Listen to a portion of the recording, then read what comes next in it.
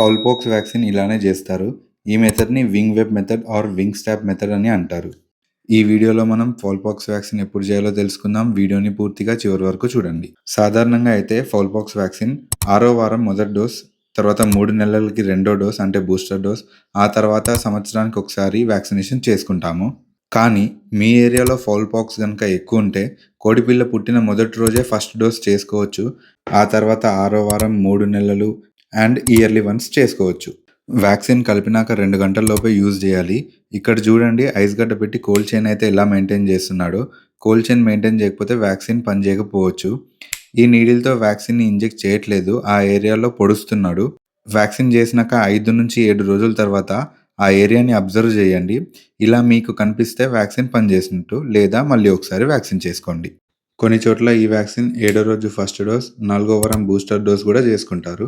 ఎలా చేసుకున్నా పర్లేదు. వ్యాక్సినేషన్ అనేది మన ఏరియాలో ఉన్న డిసీజెస్‌ని బట్టి మారుతా ఉంటుంది. ఈ వీడియో మీకు నచ్చితే మన ఛానల్ పౌల్ట్రీ వెట్ ఫార్మ్‌ని ఫాలో అవ్వండి.